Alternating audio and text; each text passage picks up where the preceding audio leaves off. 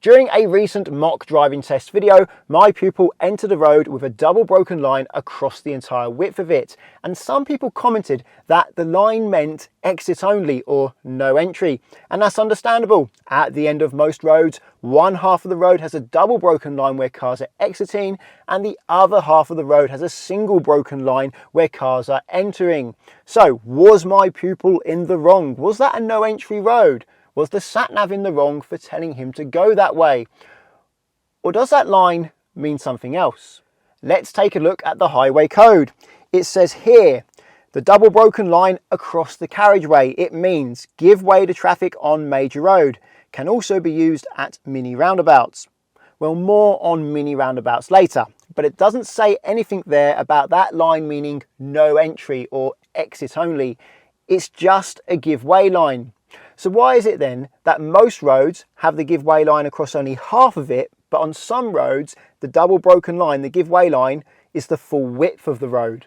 There are two reasons why they may put that double broken line across the entire width of the road. And the first reason I'm going to give you, well, it's because it's a one-way road. And that's why so many people get mixed up. When they see that double broken line across the whole width of the road, they assume it means exit only or no entry. But that line does not mean that. The reason why they put that line across the whole width of the road when it's one way is because traffic travelling on both sides of that road needs a prompt to give way to traffic on the major road. Whereas on a normal two-way road, traffic on the left is going to have to give way to traffic on the major road, whereas traffic on the right are going to be coming into that road from the major road. It's important to assume that a road is two-way unless signs or road markings direct you otherwise. There are plenty of narrow roads in Britain that are only wide enough for one car, yet they're two-way. And there's plenty of roads that have that double broken line across the entire width of it, yet they are two-way roads, not one-way. If it's one-way, there'll be a no entry sign, or a one-way sign, or no entry written on the road, or one-way written on the road with arrows. Here is an example in Colchester where many people fail their driving test for assuming a two-way road is one way. There's a road on the right soon which is narrow, and many people assume it's one way because it's narrow, and therefore they drive into the road in the middle of it and they don't slow down enough to make sure nobody's coming the other way. And this can be done in a way that's so unsafe that it's a test fail. So next road on the right here, and you see people think that's a one-way road even though there is actually a single broken line on one half. They drive into the middle of it because they think it's one way.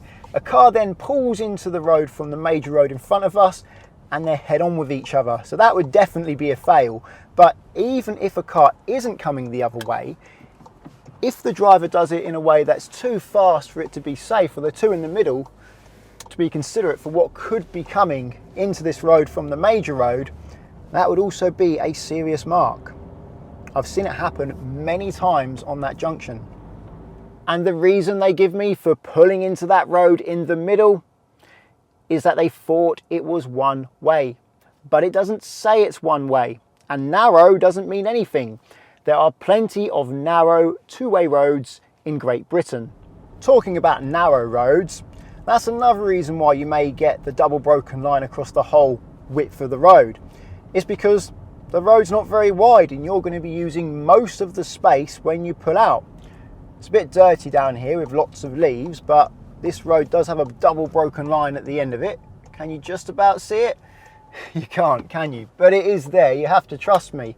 I can leave a little bit of room for people to pull in, but not much.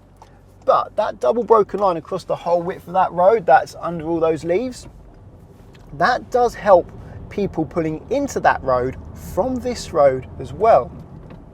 That road was the same road that my pupil used. So here we go, I'm going to pull into it now. So I'm slowing down. There is a double broken line across the whole width of this, although the leaves are covering it up. If I saw that, I would know, okay, that's narrow, let's give way. Oh, here we go, perfect example. And I'll let people out before I pull in. Because if I went in there, I would just be head on with that car and, well, neither of us would be able to go anywhere and I'd have to reverse. So when you've got a double broken line across the whole width of a narrow road like this, make sure you let people out of the road before you pull in. and that double broken line can prompt you to do that. Here's another example of a road, a narrow road that has a double broken line across the whole width of it. This road on the left, it's narrow, so I'm going to take it, but if someone was pulling out of there, I would let them out before I pulled in. You can see the tractor marks where that tractor just came from. It took all the width of the road, so it would make sense to let people out, then pull in, instead of going head on with each other and getting stuck. So it's important to assume that a road is two-way unless there's signs or road markings telling you that it's one-way. But also, if you have a double broken line across the width of the road, that doesn't mean it's one-way. But why then, at mini roundabouts, you get the double broken line on some approaches to the mini roundabout, but not the others? On mini roundabouts, you get the double broken line if you're on the major road and you're on the side of that major road that's furthest from the branch road. And that's because at a mini roundabout, when you're on the major road, it might just look like a normal side road. Even though there's signs, you might miss those and think, oh, I don't need to give way. So that double broken line, like I've got here, is there to wake you up and go, look, this is a mini roundabout. You can't just carry on straight. You need to give way to traffic from your right. Whereas when you're on the branch road, it's a little bit more obvious because it's the end of the road.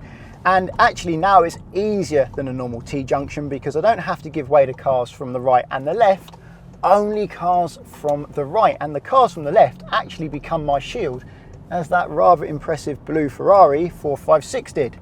Although I was a little bit late taking that shield because I was explaining to you what I was doing and I was taken back by the Ferrari.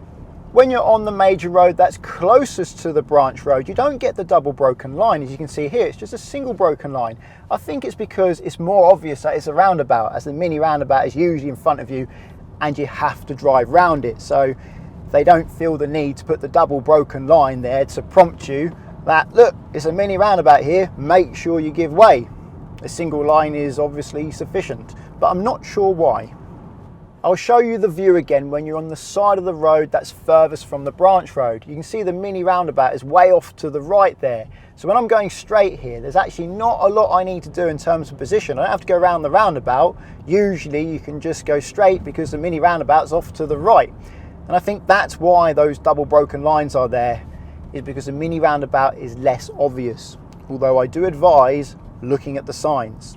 It may be helpful to understand that many mini roundabouts are just T-junctions that have been converted into a mini roundabout. That's why on some mini roundabouts it's impossible to go around the white circle. There's simply not enough room. You should go around it if you can, but if you can't, you can't.